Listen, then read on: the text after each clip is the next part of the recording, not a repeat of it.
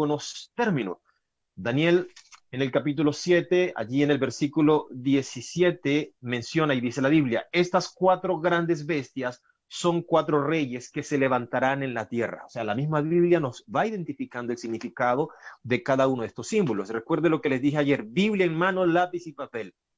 Y concentración, porque los detalles que se pierden pueden resultar necesarios. Así que para que no te pierdas ningún detalle, ve tomando apunte allí, por favor.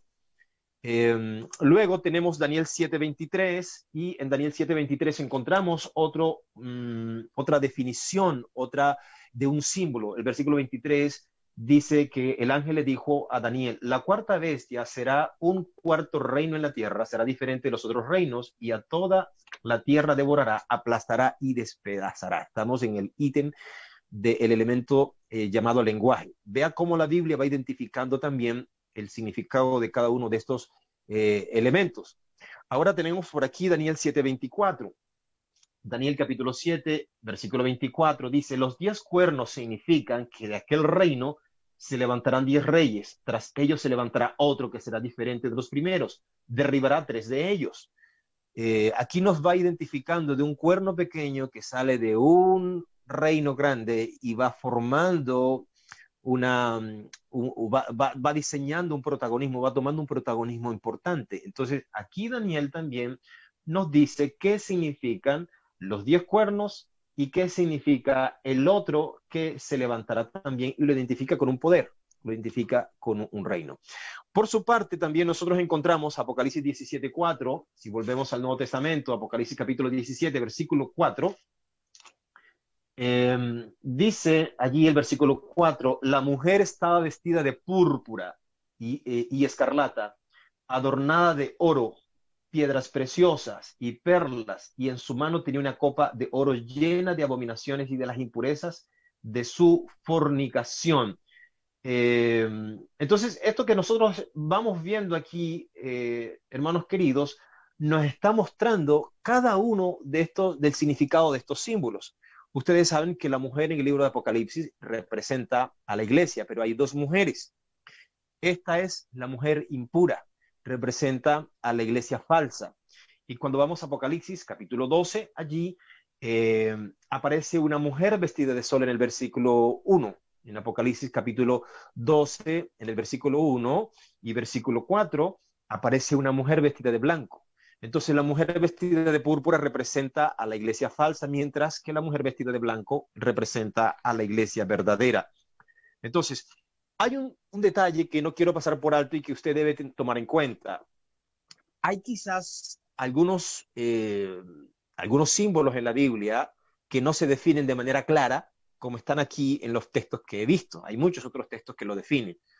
Hay algunos donde tú vas a ver los 7 ángeles representan las 7 iglesias, los 4 cabezas son 4 reyes, los 7 montes son 7 colinas, son 7 reinos, o el dragón representa a Satanás. Hay unos elementos que no están identificados en el libro de Apocalipsis o en Daniel, pero basta ir al resto de la Biblia y vas a descubrir que en el resto de la Biblia aparecen estos símbolos y tienen también un uso. Por lo tanto, vas a la Biblia y vas a descubrir que el uso que tienen el resto de la Biblia también tiene aplicación en la profecía. ¿Ok? Entonces, vale la pena también aclarar aquí lo siguiente, hermanos queridos, que el libro de Apocalipsis está escrito en 2 sesiones. Desde el capítulo 1 hasta el capítulo 11, vamos a decir el capítulo 11, capítulo 1, voy a decir aquí, capítulo 1 hasta el capítulo 11, hasta el capítulo 12:6, podríamos hablar de la primera sesión del libro de Apocalipsis. Estamos hablando de la historia de la iglesia cristiana. Y se cree que a partir de Apocalipsis capítulo 12:7 en adelante, es la segunda sesión del libro de Apocalipsis y estamos hablando de la escatología. Cuando hablamos de escatología estamos hablando de eventos finales. Escatos es final. Entonces la escatología es el estudio de los eventos finales. Eso significa escatología, los estudios de los eventos finales. Entonces cuando usted mire el libro de Apocalipsis y lo tenga así presente en su mente, piense siempre que los primeros 11 capítulos tienen que ver con la historia de la iglesia, desde los primeros días de Cristo hasta los últimos días. Y a partir del capítulo 12 de Apocalipsis en adelante, de allí en adelante, viene una profecía escatológica. No va a encontrar historia, va a encontrar escatología, va a encontrar eventos finales, va a encontrar el gran conflicto. El capítulo 12, el capítulo 13 y el capítulo 14 son claves para entender todo lo que pasa en el resto, en la segunda sesión de Apocalipsis. Porque en el capítulo 12 se narra el gran conflicto entre Cristo y Satanás, y vamos a ver un detalle interesante ahora. ¿Por qué Dios en el libro de Apocalipsis narra parte de la escena del gran conflicto que sucedió en el cielo, que empezó en el cielo? Siendo que el libro de Apocalipsis fue dado para anunciar al pueblo de Dios lo que iba a acontecer en el futuro. Sin embargo, vamos a ver en el capítulo 12 cómo Dios lleva a Juan y le pide que registre una escena del pasado para que tú y yo pudiésemos tener una imagen completa. Qué fantástico es Dios, qué claro es Dios, mis hermanos, y qué profunda y segura es la escritura y la profecía. Porque ahora nosotros tenemos una visión que Juan no tenía, que los apóstoles no tuvieron, que los del Antiguo Testamento nunca tuvieron. El pueblo de Dios del tiempo, del fin, ahora tiene una panorámica completa. Por eso es importante que puedas comprender que la segunda sesión de Apocalipsis, a partir del capítulo 12 en adelante, es pura escatología, eventos finales. Todo lo que vemos de Apocalipsis en adelante es eventos finales. Entonces, ojo, Apocalipsis 14 va a narrar el gran conflicto entre Cristo y Satanás, cómo ese gran conflicto se traslada a la tierra y comienza a perseguir a la iglesia y a lo que queda de esa iglesia que casi hace extinguir y apagar y destruir. El capítulo 13 del libro de Apocalipsis ahora nos va a mostrar cómo Satanás busca aliados en la tierra, dos poderes aliados en la tierra, un poder religioso y un poder político. Y el capítulo 14 de Apocalipsis va a mostrarnos el pueblo de Dios, la reacción de Dios al ataque de Satanás. ¿Cuál es el papel de Dios allí en el capítulo 14? Hay que entender también, hermanos queridos, que hay profecía en la Biblia que no está escrita de manera cronológica. Podríamos decir entonces de manera general, la acción del pueblo de Dios en el capítulo 14, descrito en el capítulo 14 de Apocalipsis, que lo vamos a ver en algún momento de la semana, cuando hablemos de los tres ángeles, esa acción del pueblo de Dios representado en la acción de los tres ángeles mensajeros, esa acción del pueblo de Dios despierta la ira, despierta el odio en el dragón, en Satanás, que va a perseguir al remanente, a lo que queda de aquella iglesia que persiguió en la Edad Media. Eso es lo fantástico. Entonces, siempre ten presente, la primera sesión de Apocalipsis del capítulo 11 es una sesión histórica y del 12 en adelante vamos a ver allí los eventos escatológicos finales. Muy bien, entonces, desde esa perspectiva es importante que tengamos en cuenta lo que nosotros vamos a estudiar esta semana. Un detalle que no quiero que se me olvide, En Apocalipsis capítulo 12, el versículo, voy a mostrar por aquí, el versículo, no, esto ya no, aquí. Apocalipsis 12, versículo 7, versículo 11. Apocalipsis 12, 11, dice: ellos lo han vencido por la sangre del Cordero y por la palabra del testimonio de ellos, y no amaron su propia vida ni aún hasta la muerte. Podríamos decir, si tuviéramos que hilar bien fino, que el versículo 11 realmente es el que divide las dos sesiones. Si queremos hilar fino, el versículo 11 divide las dos sesiones y nos muestra allí cómo Dios asegura la victoria del pueblo de Dios en el tiempo final. Aunque tú veas un conflicto muy grande, un ataque muy grande, Dios asegura la victoria de sus hijos, del pueblo remanente en el tiempo final. Entonces hay una promesa de victoria sobre el dragón por parte de los que guardan los mandamientos de Dios y la fe de Jesús. Y eso aparece ahí en el capítulo 12, versículo 17. Entonces el dragón se airó contra la mujer y fue a combatir al resto de sus hijos, los que guardan los mandamientos de Dios y tienen el testimonio de Jesús. Y usted y yo sabemos, ¿no?, que esto es lo que despierta el odio y la rabia de parte del enemigo. Bien, amigos, dicho esto, entonces, ahora sí paso aquí al subtítulo del capítulo 13 que muchos de ustedes están esperando hace mucho rato. ¿Cómo es que vamos a interpretar nosotros el capítulo 13 de Apocalipsis? ¿Cuál es el significado del capítulo 13 de Apocalipsis, hermanos queridos? Y aquí viene lo bueno, y amada iglesia, aquí viene lo bueno. A partir de aquí la cosa se pone deliciosa, se pone rica. Mire, vamos al capítulo de Apocalipsis, vamos a Apocalipsis capítulo 13. Vamos a Apocalipsis capítulo 13. Vamos a ver allí un detalle extraordinario, porque aquí encontramos dos bestias en el capítulo 13 de Apocalipsis. Y yo quiero que lo leamos para que tengamos en el resto del estudio una visión de lo que estamos diciendo en esta noche. Ahora, yo pedí una tarea, pedí que leyesen Apocalipsis, Daniel capítulo 2 y Daniel capítulo 7. Y vamos a recurrir a ello en algún momento de esta noche. Vamos a leer entonces Apocalipsis capítulo 13 para que ustedes allí tengan en su casa por lo menos la primera parte que vamos a estudiar esta noche. Me paré sobre la arena del mar, dice Juan, y vi subir de la arena del mar una bestia. ¿Quién es una bestia? Un reino, un poder, ya lo habíamos dicho, un poder. Una bestia que tenía 7 cabezas y 10 cuernos, y sobre sus cuernos 10 diademas, y sobre sus cabezas nombres de blasfemia, dice el versículo 1. Luego dice el versículo 2, la bestia que viera semejante a un leopardo, sus pies como de oso, y su boca como boca de león. Y el dragón le dio su poder, su trono y gran autoridad. Y una de sus cabezas parecía herida de muerte, pero su herida mortal fue sanada. Y toda la tierra se maravilló y siguió a la bestia. Versículo 4. Y adoraron al dragón, no a la bestia, adoraron al dragón que había dado autoridad a la bestia, y adoraron a la bestia, diciendo, ¿quién es como la bestia y quién podrá luchar contra ella? Nota aquí que hay adoración tanto por la bestia como por el dragón, pero colocan al dragón primero. Luego dice el versículo 5, y le fue dada una boca que hablaba palabras arrogantes y blasfemias, y le fue dada autoridad de obrar 42 meses. Ya vamos a explicar qué tiempo significa esto. Y abrió su boca en blasfemia contra Dios para blasfemar su nombre y su santuario, a saber a los que viven en el cielo. Versículo 7. Y se le permitió combatir a los santos y vencerlos. Y también se le dio autoridad sobre toda tribu, sobre toda nación, sobre toda lengua. Ojo con este detalle.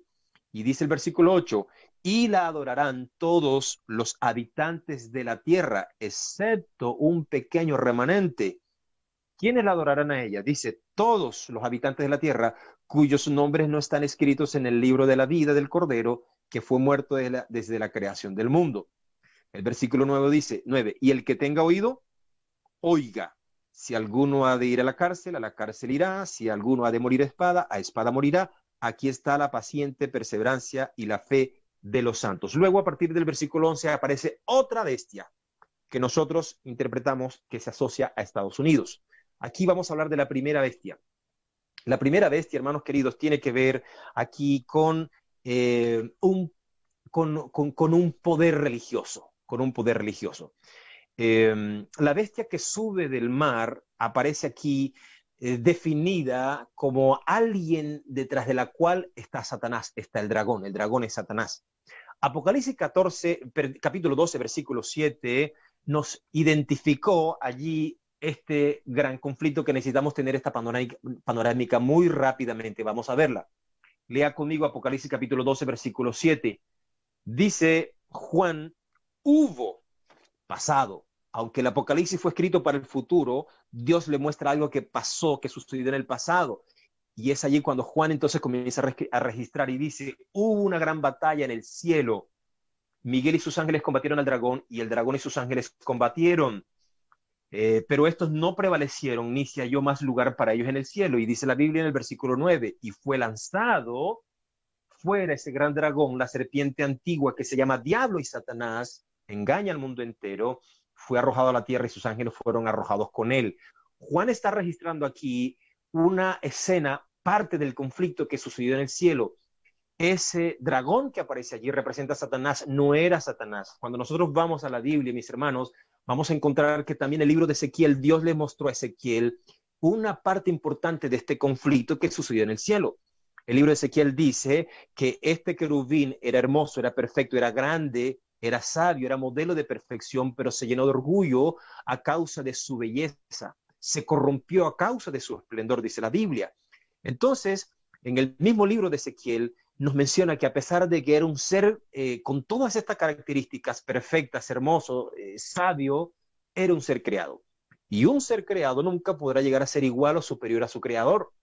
¿Y cuál fue el detalle? Allí en el mismo libro de Ezequiel, cuando vemos este texto que aparece allí, la Biblia dice que se convertiría este ser reluciente, perfecto y hermoso en un espanto. Se transformaría en un agente de maldad. ¿Y por qué razón? El libro de Isaías también registra un detalle importante acerca de la transformación de este querubín rebelde. La Biblia menciona que este querubín rebelde no estaba conforme con la posición que tenía en el cielo. No le bastaba ser un príncipe, ser un querubín. Cuando nosotros vamos en la Biblia encontramos varias jerarquías. El arcángel Miguel, que es el ángel más poderoso, que podríamos decirlo, el arcángel es el más grande, representa a Cristo cuando asume las funciones militares en el cielo, cuando comanda las huestes angelicales. Cristo Jesús asume el rol de arcángel. Y permíteme decirte que la Biblia no habla de 3 arcángeles como enseña la Iglesia Católica Romana. La Biblia solamente menciona un arcángel, y ese arcángel es Miguel. Miguel viene del griego que significa Micael, que significa quien es igual a Dios, o quien como Dios es. ¿Y quién es igual a Dios? Solo Cristo Jesús. Solo Cristo Jesús. Eso lo encontramos en el resto de la Biblia.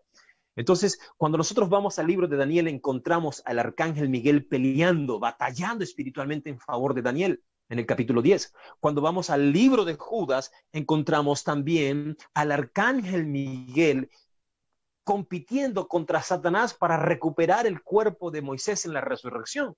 Cuando vamos al libro de Daniel capítulo 12, vemos a Miguel, que es el que defiende al pueblo de Dios en tiempo de angustia. Entonces el arcángel Miguel es Cristo Jesús cuando asume el rol como comandante en jefe de las huestes angelicales. Esa era su posición en el cielo. Pues déjame decirte que la posición del querubín rebelde era estar por debajo del arcángel. La Biblia también menciona que además de querubines, habían serafines, ángeles.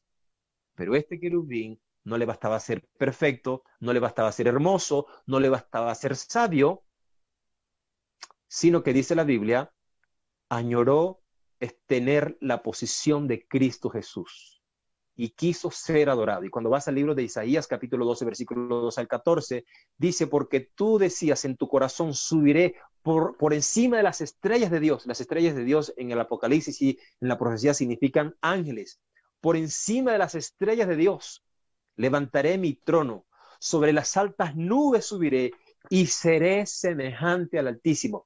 Un ser creado no puede llegar a ser igual o superior a su creador. Y esta es la causa del conflicto, iglesia. Esta es la causa de esta rebelión. Esta es la causa de esta gran batalla, de esta gran controversia entre el bien y el mal. Y entonces, por esta razón es que el libro de Apocalipsis dice que no se halló más lugar para Satanás en el cielo, para Lucifer en el cielo, y fue arrojado a la tierra, pero no llegó solo, dice la Biblia, sus ángeles fueron arrojados con él. Cuando tú ves el versículo 4 de Apocalipsis capítulo 12, por ejemplo, dice que su cola arrastraba la tercera parte de los ángeles del cielo, de las estrellas del cielo, de los ángeles del cielo. Satanás logró, el querubín rebelde con su sabiduría se corrompió y logró engañar a la tercera parte de los ángeles del cielo. Vino con ellos allá a la tierra.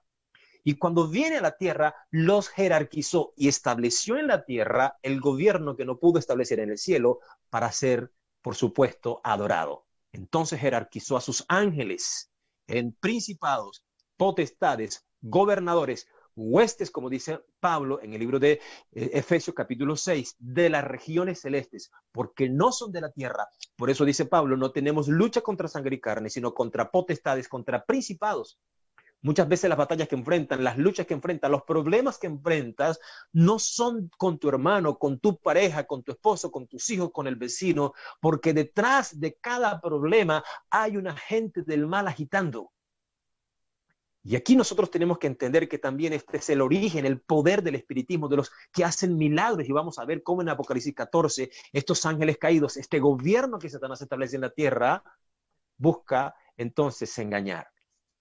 Entonces, cuando establece su gobierno en la tierra, el hombre quedó esclavo, porque dice la Biblia que Satanás le robó su posición al hombre en la tierra y el hombre pasó a ser esclavo, y por esta razón Cristo Jesús tuvo que venir a la tierra. Por esta razón Cristo Jesús tuvo que venir a morir para romper ese cerco que Satanás había creado y devolvernos la posibilidad de comunicarnos nuevamente con Dios. Entonces, este gran conflicto surge en el cielo y luego se traslada a la tierra. Entonces, mis amigos, hermanos, déjame decirte, la tierra ha estado por miles de años en esta guerra, en este conflicto. Cuando tú naciste, cuando nuestros primeros padres nacieron, ya la tierra estaba polarizado en este gran conflicto. Por eso cuando Adán y Eva pecan, Dios dice, ahora el hombre es como uno de nosotros, conocedores del bien y el mal. Entonces, Satanás quiere ganar aquí en la tierra la batalla que perdió en el cielo, vino a establecer el reino que no pudo establecer en el cielo, vino a robar la adoración en la tierra que no pudo tener en el cielo. Y es la adoración el tema del gran conflicto. El tema de la gran controversia es la adoración. Cuando hacemos alusión al día de reposo, no lo hacemos porque sea un capricho antojadizo de la iglesia, de un pastor o de una denominación, porque el día que tú adoras determina el día que tú guardas determina el Dios que tú adoras, iglesia. El tema central es adoración y lo vamos a ver ahora de aquí en adelante durante toda la semana. Entonces, pocas personas aún resisten en medio de este gran conflicto, como lo identifica Apocalipsis capítulo 12, versículo 17. Todavía hay un grupo que resiste, todavía hay un grupo que va a resistir, y esto va a generar la ira del dragón en el tiempo final. Y entonces este pequeño grupo que resiste en la Biblia se conoce como el resto. Por eso le llamamos remanente, porque es lo que queda, es lo poco que queda de la iglesia verdadera. Entonces, cuando nosotros vamos de aquí en adelante, de Apocalipsis 14 en adelante, iglesia, es importante que tengas en cuenta que de aquí en adelante nosotros vamos a encontrar varios protagonistas. El dragón, que es Satanás, el pueblo de Dios, vamos a verlo también, un poder político, un poder religioso descrito aquí en el capítulo 13 de Apocalipsis. Ahora, volvamos al capítulo 13 de Apocalipsis. Y aquí hay un detalle interesante, iglesia. Aquí hay un detalle interesante que vamos a encontrar aquí. En el capítulo 13 de Apocalipsis hay algunos detalles que yo quisiera que tú tomaras en cuenta. En el versículo 2, los que leyeron Daniel, los que hicieron la tarea en Daniel capítulo 2 y capítulo 7, van a encontrar allí que cuando Dios le mostró a Daniel el futuro del mundo, le mostró 4 reinos: Babilonia, Medo-Persia, Grecia y Roma. Y en el sueño de Daniel capítulo 2 de manera particular menciona a esos reinos con similitudes de un leopardo, de un oso y de un león y de un dragón espantoso y terrible. Así que necesariamente, iglesia, cuando Apocalipsis capítulo 13, en el versículo 2, Juan dice que lo que está viendo era semejante a un leopardo, era semejante a un león, tenía pies como de oso, Juan está conectando la profecía o esta bestia, primera bestia de Apocalipsis 13, con la profecía de Daniel.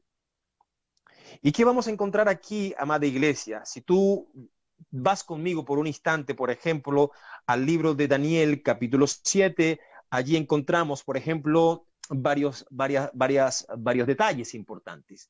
Voy a pedirte que vayas conmigo a la Biblia. Vamos ahí atrás al libro de Daniel. Ve conmigo al libro de Daniel, por favor. Daniel capítulo 7, no, Daniel capítulo, Daniel capítulo 7. Daniel capítulo 7. Cuando lo tenga por allí, escribe amén. Cuando lo tengas por allí, escribe amén. Mira, Daniel capítulo 7. En 4 bestias proféticas, el Señor le mostró a Daniel los reinos del mundo. Yo te mencioné ya que cada uno de esos reinos representaban esas 4 naciones, Babilonia, Medo-Persia, Grecia y Roma. Sin embargo, cuando nosotros vamos allí al capítulo 7, versículo 3 de Daniel, Daniel 7:3, dice: y las 4 bestias diferentes, una de la otra, subían del mar. Nota que también suben del mar. Versículo 4 de Daniel 7, la primera era como un león. Estamos hablando en Daniel. La bestia que Daniel veía subir del mar era como león y tenía alas de águila. Mientras yo miraba, sus alas fueron arrancadas, fue levantada de la tierra y se puso sobre los pies a manera de hombre y le fue dado corazón de hombre. Luego aparece una segunda bestia, era semejante a un oso. Mencionada es Daniel. Se puso más alto de un lado, tenía en su boca 3 costillas entre sus dientes y le fue dicho, levántate, traga mucha carne. Luego aparece el versículo 6, siguió mirando Daniel y aparece una siguiente bestia semejante a un leopardo, con 4 alas de ave en su espalda, tenía 4 cabezas y le fue dado un poder. Y aquí nosotros sabemos, los que conocen bien la historia, aquí se va mencionando brevemente cada una de estas 4 naciones que fueron mencionadas. El león representaba a Babilonia por la rapidez, por la ferocidad con la que conquistaba. Medo-Persia, esta bestia con 2 costillas, el oso, ¿no?, que aparece allí, también representado este gobierno compartido entre los medos y los persas. Luego, después de los medos y los persas, la historia nos dice que vino Grecia, representando a esa velocidad con la que Alejandro Magno conquistaba las naciones. Y luego dice en el versículo 7, seguí mirando la visión de la noche, vi una cuarta bestia espantosa y terrible, muy fuerte, tenía grandes dientes de hierro, devoraba, destrozaba, pisoteaba las sobras con sus pies, era muy diferente a las anteriores y tenía 10 cuernos. Y dice, mientras yo contemplaba los cuernos, vi otro cuerno pequeño, subió entre ellos y delante de él fueron arrancados 3 de los primeros cuernos. Este cuerno tenía ojos como ojos de hombre y tenía una boca que hablaba con arrogancia. ¿Por qué era diferente de las anteriores? Porque este poder no nace conquistando otras naciones como las 3 bestias anteriores, porque este es un poder totalmente distinto, ¿no? Entonces, cuando nosotros vemos este lenguaje que aparece en Daniel capítulo 7, entendemos un poco de qué está tratando el libro de Apocalipsis, el capítulo 13. Porque el capítulo 13 de Apocalipsis precisamente está hablando de la misma figura, del mismo poder, ¿no?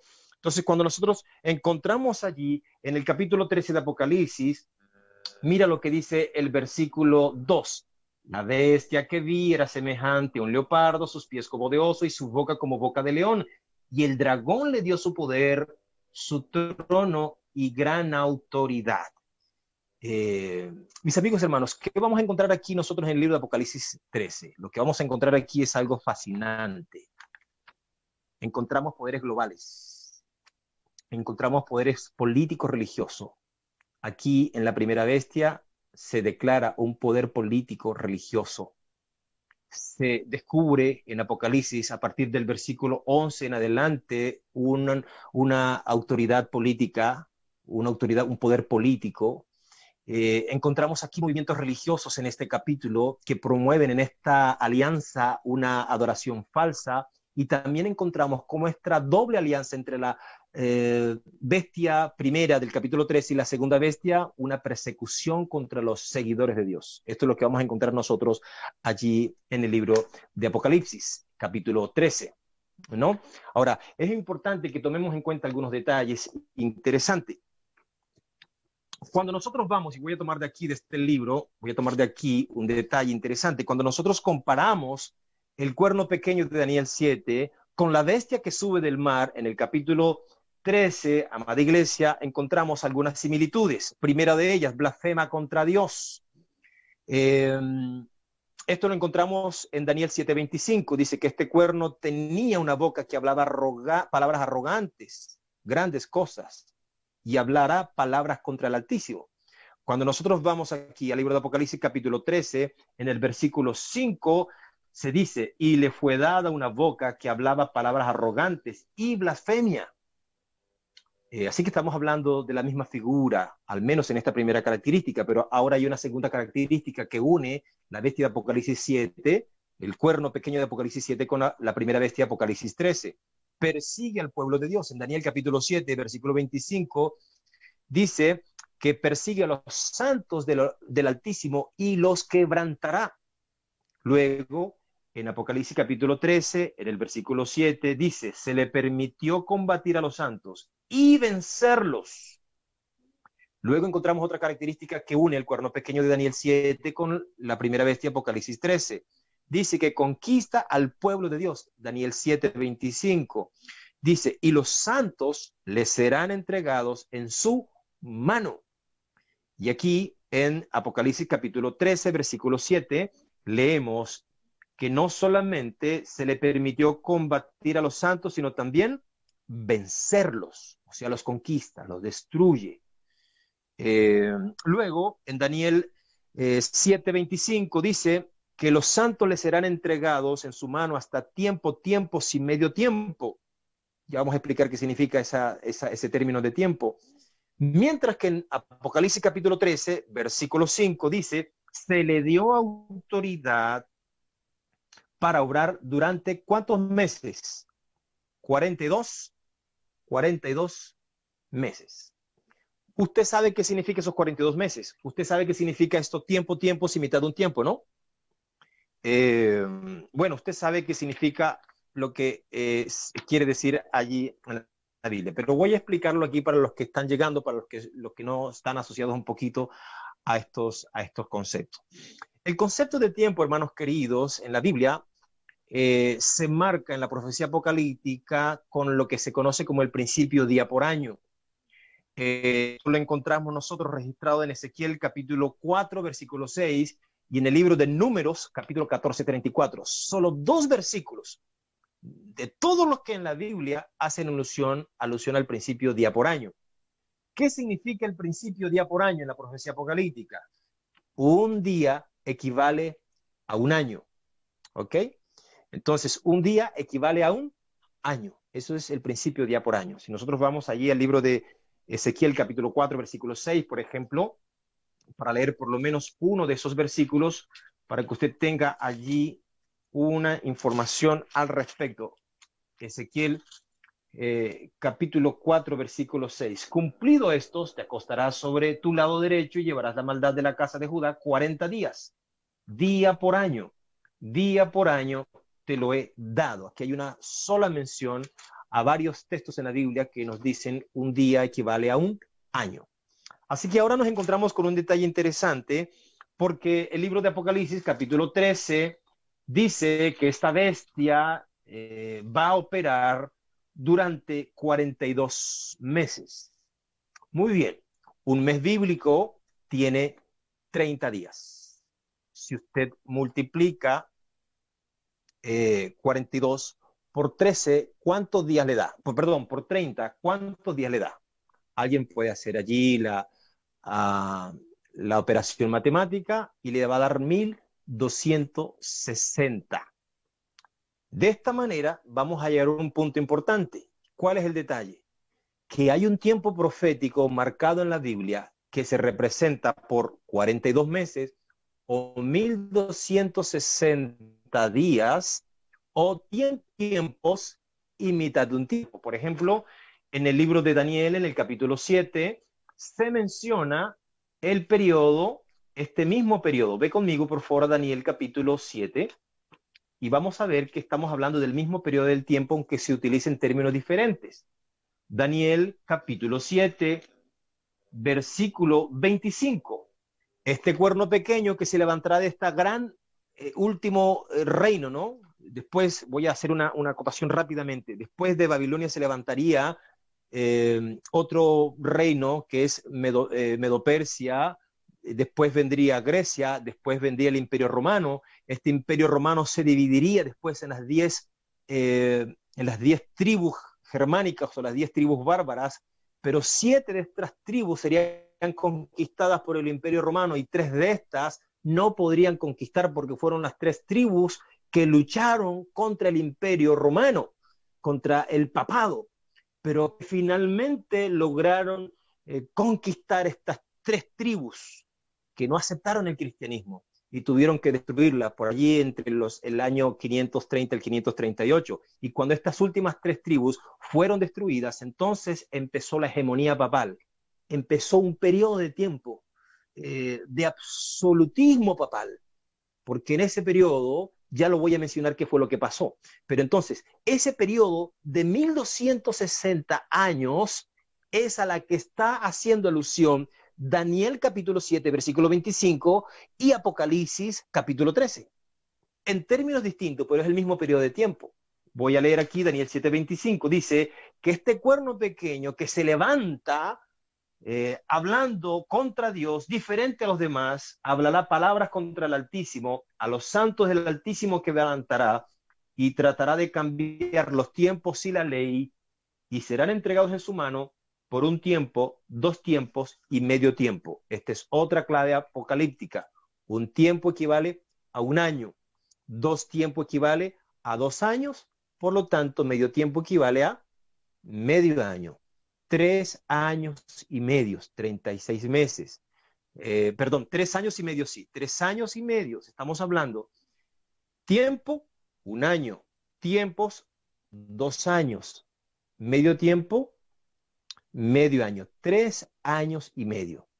Entonces, tanto esta terminología utilizada en Daniel 7:25 como la terminología utilizada en Apocalipsis capítulo 13 están hablando del mismo periodo de tiempo.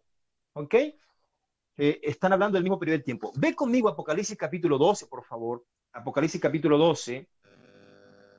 Allí, el versículo 13 y 14 se narra la persecución que Satanás estaría desarrollando contra la iglesia y menciona también ese periodo de tiempo. Versículo 13 dice que cuando el dragón vio que él había sido arrojado a la tierra, persiguió a la mujer, que es la iglesia, que había dado a luz el varón. Pero le fueron dadas alas de águila a la mujer, 2 alas de águila, para que volara de la presencia de la serpiente al desierto, a su lugar donde es sustentada por un tiempo, tiempos y medio tiempo. Así que estamos hablando del mismo periodo, de la misma persecución, del mismo poder en Daniel 7:25, en Apocalipsis 12:14 y por supuesto en Apocalipsis 13. Estamos hablando del mismo poder, la misma bestia, el mismo cuerno pequeño que se levanta y habla palabras contra Dios, aparece descrito aquí, representado en la primera bestia de Apocalipsis capítulo 13. Entonces, mis queridos hermanos y amigos que están con nosotros en esta tarde, voy a mencionar rápidamente aquí 7 características importantes de por qué creemos que este cuerno pequeño de Daniel 7 es el mismo poder que está representado en la primera bestia de Apocalipsis 13. Primero de ellos, este poder crece detrás de 3 cuernos. Cuando nosotros vemos en el libro de Daniel que derriba a 3 de ellos, está haciendo alusión a esta profecía que se cumple exactamente cuando el papado, inicia su periodo después de las 3 caídas tribus bárbaras, ¿no? Las caídas 3 tribus bárbaras, las 3 últimas que lucharon contra el cristianismo, y dice la historia que por orden del emperador, finalmente, por orden del papa, finalmente destruyeron a la última de ellas.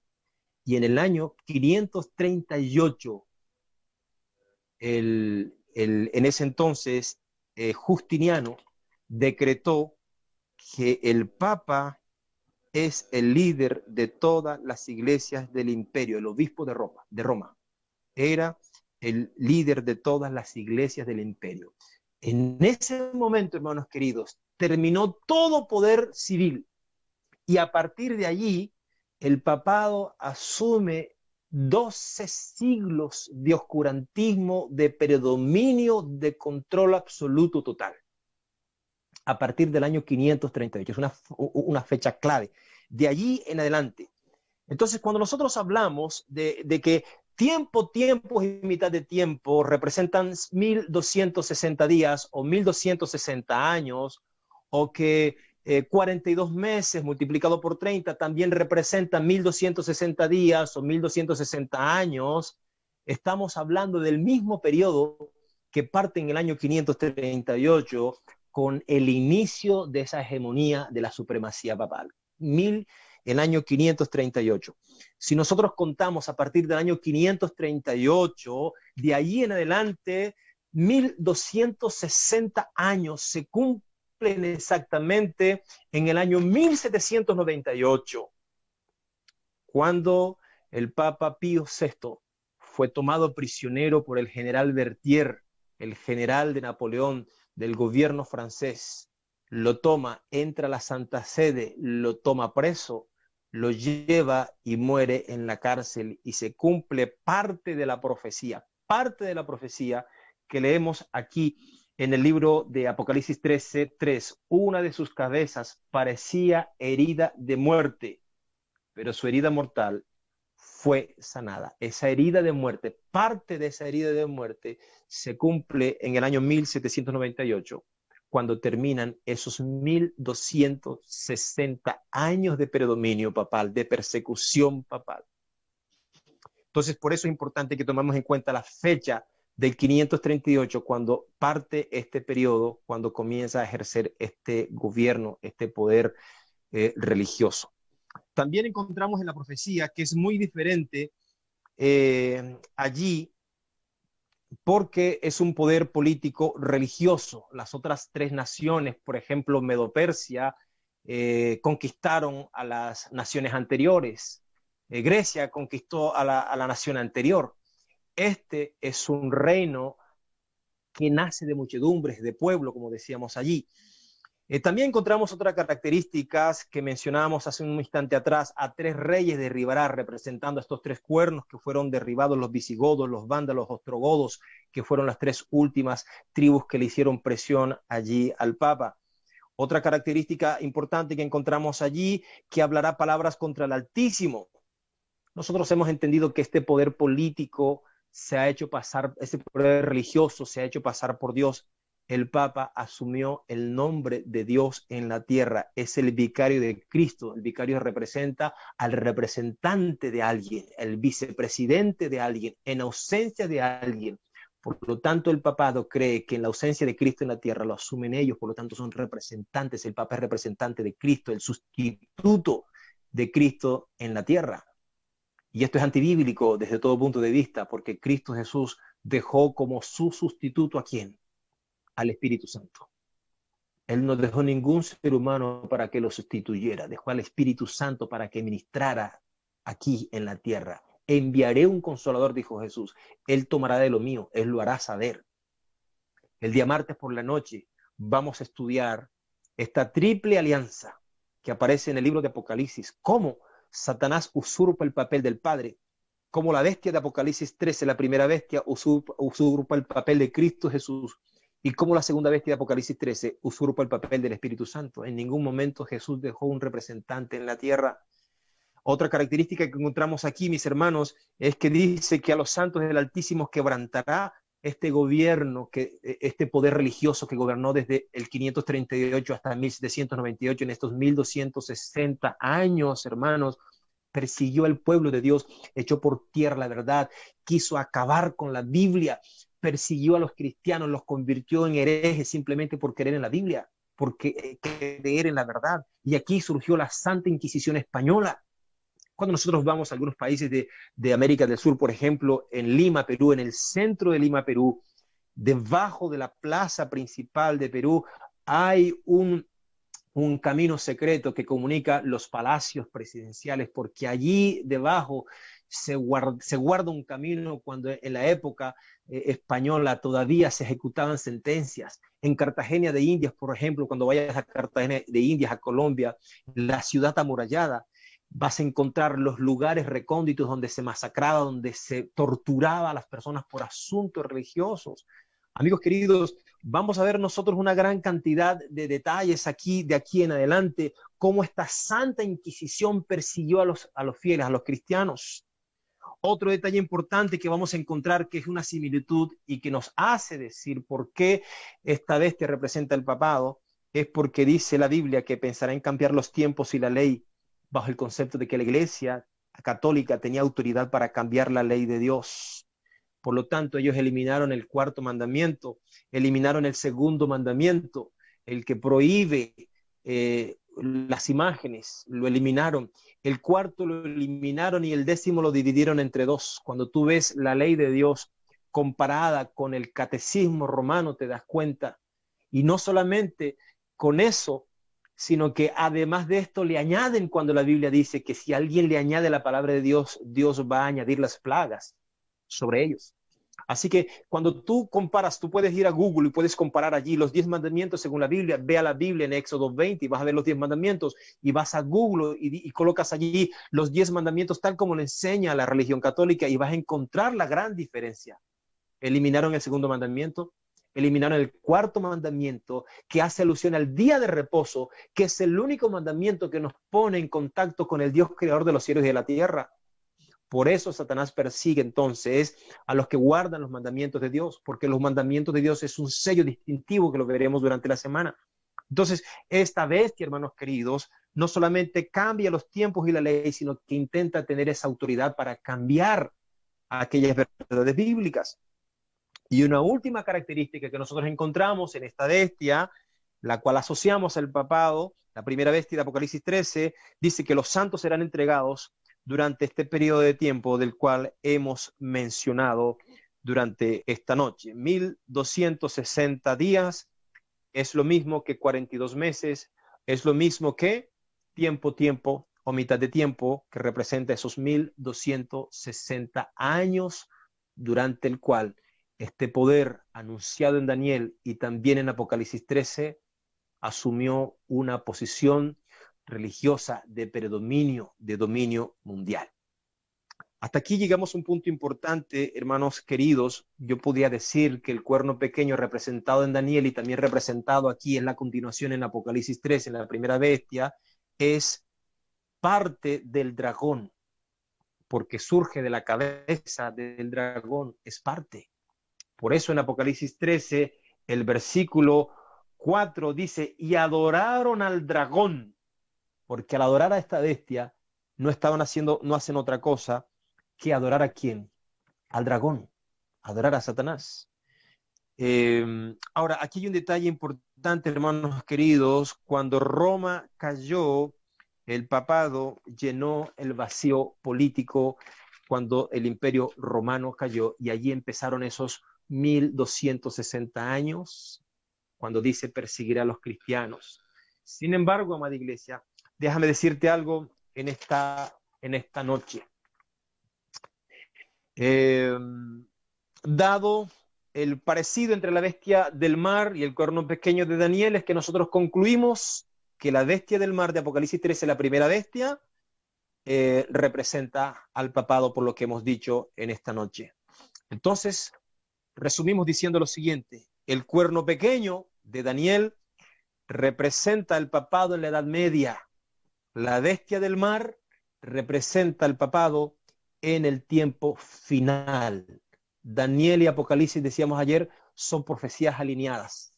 Son profecías alineadas. Apocalipsis capítulo 13, versículo 7, por favor. Apocalipsis 13, 7 dice, se le permitió combatir ¿a quién? A los santos. Se le permitió combatir a los santos y vencerlos. Y dice, también se le dio autoridad sobre toda nación, tribu, lengua y pueblo. Por lo tanto, hermanos queridos, estamos hablando aquí que este poder religioso alcanzará una prominencia político en todo el mundo. Antes que sucediera, como lo leímos en Juan, Dios lo anunció para que creyéramos. Un poder religioso que alcanzaría prominencia en todo el mundo. Detalles importantes. Otro detalle, el versículo 3 y 4. Una de sus cabezas parecía herida de muerte, pero su herida mortal fue sanada, y toda la tierra se maravilló y siguió a la bestia. Hermanos, esta parte de la profecía muestra que el mundo reconocerá el liderazgo espiritual del papado y le rendirá homenaje. Esto es lo que muestra esta profecía. Y yo pregunto, ¿está pasando? ¿Está pasando? Pensamos los que vivimos un poquito más atrás que la mayor gloria del papado llegó con Juan Pablo II. Sin embargo, cuando vimos allí su muerte, su sepultura, sus funerales, vimos los reyes de la tierra, los presidentes de la tierra allí acompañándole, y pensamos que era el momento cúlmine, pero algo nos hacía pensar que todavía no era el tiempo. Más sin embargo, hoy día, este 2020, a raíz de la pandemia, los grandes pasos agigantados que están sucediendo en el mundo político y religioso nos confirman que hoy más que nunca el mundo entero, las figuras religiosas y políticas del mundo están dándole la prominencia a este poder religioso. En el capítulo 13, versículo 7, dice que perseguirá a los santos. Yo pregunto, ¿el papado perseguirá a quienes se opongan a su autoridad. Eso es lo que dice la profecía. Así como lo hicieron en la Edad Media, en el tiempo final también lo harán. También lo harán en el tiempo final. Y yo quiero mencionarte algún detalle para ir cerrando mi reflexión, mi parte en esta noche. Yo quiero mencionarte algo, hermano querido. Mira, hace unos meses atrás, en el mes de octubre, el mundo de las redes sociales, los opinólogos, los que nos gusta esto, fuimos sorprendidos por un video que se dio a conocer donde un gran funcionario del Vaticano, exfuncionario del Vaticano, el ex cardenal Carlos Viganò, se atrevió a escribir una carta pública a Donald Trump. Y en esta carta pública al presidente Donald Trump, le dice: usted es el único que puede frenar estos planes de globalización. Hay un plan oscuro de globalización. Y este mismo ex cardenal identifica a Francisco, al Papa, de una forma directa y clara, identifica la masonería de una forma directa y clara, identifica a los enemigos de Donald Trump de una forma directa y clara, como una conspiración para establecer un nuevo orden mundial. Quizás el día martes en la noche, o mañana en la noche, creo que mañana en la noche, les voy a mostrar un video, hermanos queridos, de algunos detalles que se han ido revelando con respecto a John Biden y su vínculo con Francisco y su cercanía con Francisco. La pregunta que yo hago aquí es la siguiente. Hoy día, el Vaticano o el Papa no puede legislar aspectos civiles. Estados Unidos no puede legislar en su constitución aspectos religiosos, porque la constitución se lo prohíbe. Apocalipsis 13 muestra, cuando veamos la segunda bestia, muestra que el poder político de Estados Unidos viene a darle a este poder religioso lo que perdió en la Edad Media. Hay una batalla, hay un debate fuerte dentro del Congreso norteamericano para evitar este muro, para tumbar este muro de separación que impide a la Constitución norteamericana establecer, legislar aspectos religiosos. O sea, el Estado puede penalizar aspectos civiles de sus ciudadanos, pero no puede meterse en temas religiosos porque la Constitución se lo prohíbe. Los aspectos eclesiásticos los castiga la Iglesia, no los puede castigar el gobierno. Y en la Edad Media, el papado tuvo los dos poderes, el político y el religioso. Ellos no se mezclaban cuando iban a cometer un acto de castigo contra un hereje. Ellos dejaban que esto lo hiciera el poder civil, que lo hiciera el poder civil. No lo hacía el poder religioso. Pero Apocalipsis 13 nos muestra que este poder religioso de Roma, del papado, va a recibir la autonomía, la fuerza del gobierno civil de un poder político que es Estados Unidos. Yo podría mencionar un detalle que viene a mi mente en este momento, y es el hecho de que siempre en la mente del papado ha estado presente que es el poder civil el que tendrá que encargarse de hacer obligatorias las determinaciones religiosas.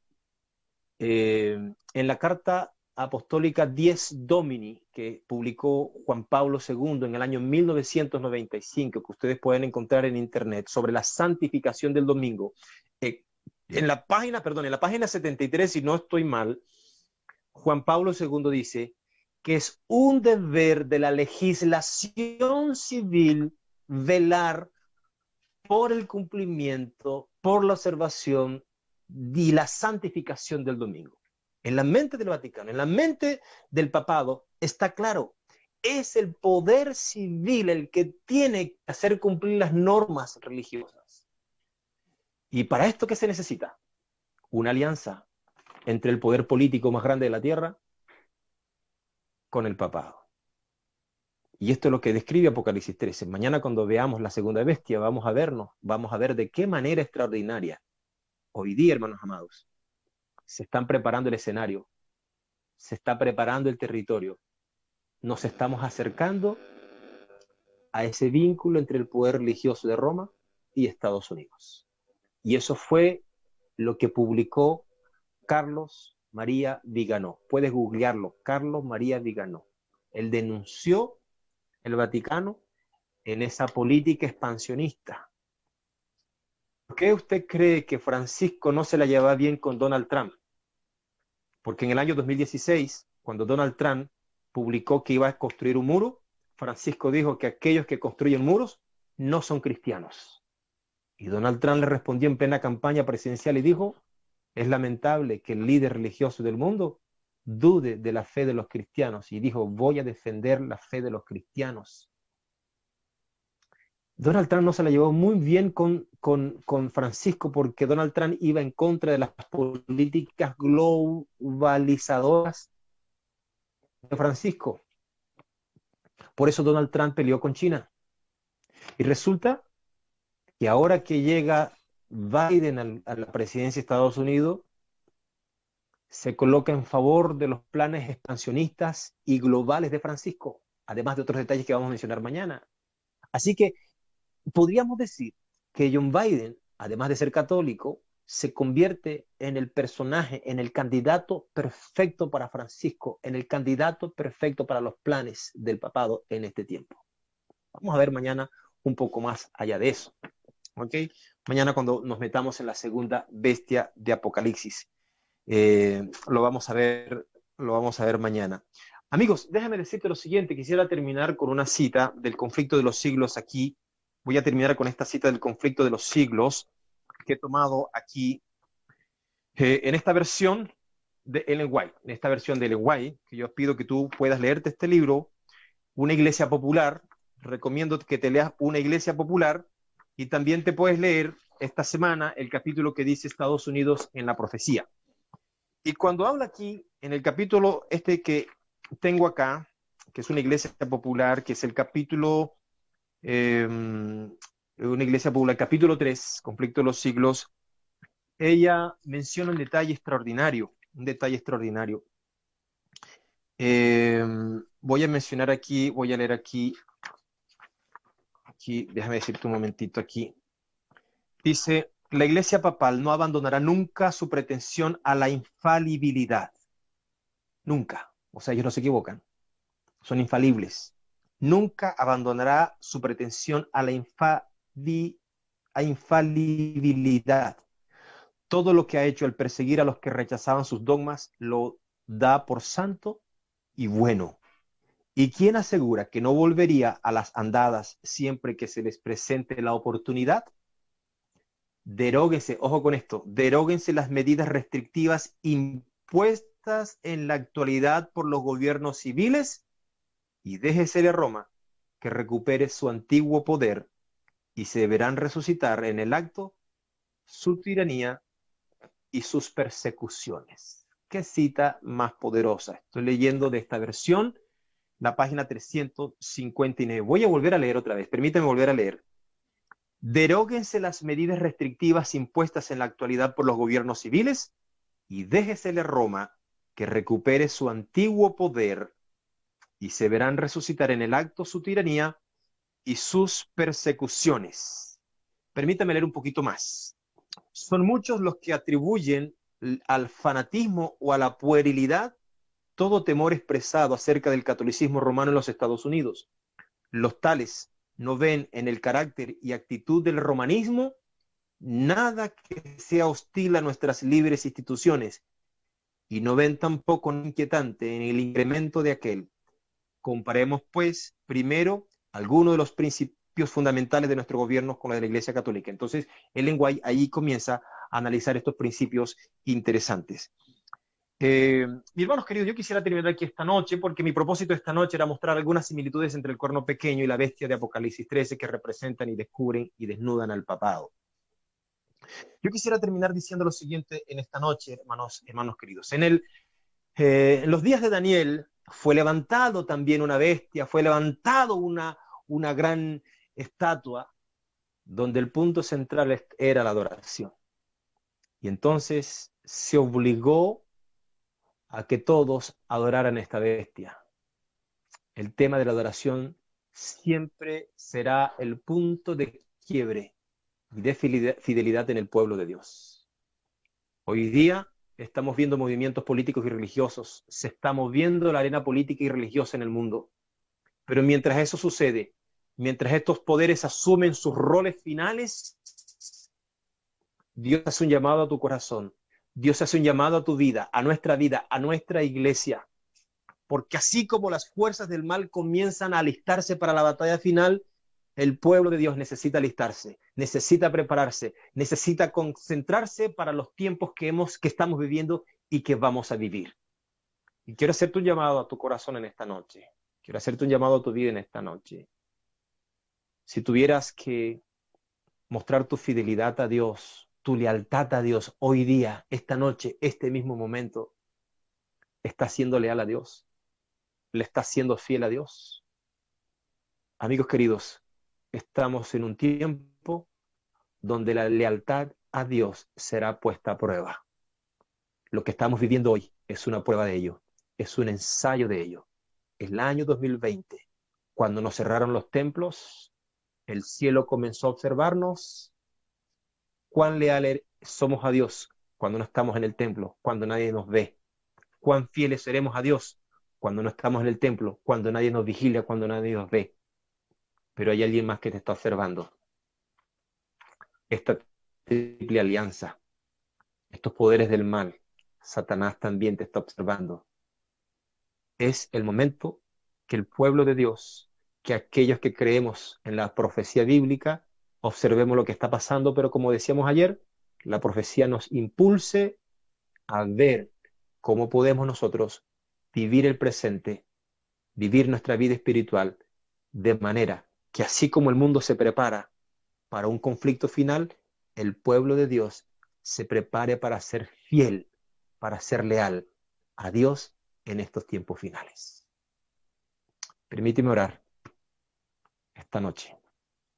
Querido Dios y Padre bueno, hemos dedicado estos minutos para estudiar la profecía bíblica. Es fantástico cómo podemos ver similitudes entre Daniel y Apocalipsis en esa línea extraordinaria, Señor, que muestra que tu palabra es una sola. Hemos visto, Señor, cómo tú anunciaste las cosas antes que pasaran para que creyésemos en ellas. Hemos visto cómo nos has regalado la profecía para guiar a tu iglesia, para despertarnos, para alentarnos, Señor, para no perder de vista el tiempo que vivimos. Pero también, Señor, al mirar hacia adentro es muy probable que algunos hayamos dejado de ser fieles, leales. Cuando esta crisis que hemos vivido este año es un ensayo, un llamado, Padre amante, a que afinemos nuestra fidelidad, nuestra lealtad al Dios creador de los cielos y de la tierra. Hay mucha necesidad en tu pueblo, hay mucha falencia espiritual en tu pueblo. Todavía, Señor, mientras el mundo, mientras Satanás organiza sus piezas para dar el último golpe final, hay muchos hijos tuyos, Señor, que todavía están con un pie del otro lado. Y en un momento muy pronto, Señor, tú vas a juzgar este mundo y nos está dando este tiempo de gracia y de oportunidad para alistarnos, para afinar nuestra fidelidad y nuestra lealtad al Dios de los cielos. Gracias por tu bendición esta noche. Ayúdanos, Señor, a hacer lo que sabemos que tenemos que hacer y haz de nosotros los cristianos que tú esperas que seamos en este tiempo. Oramos en el nombre de Cristo Jesús. Amén. Amén.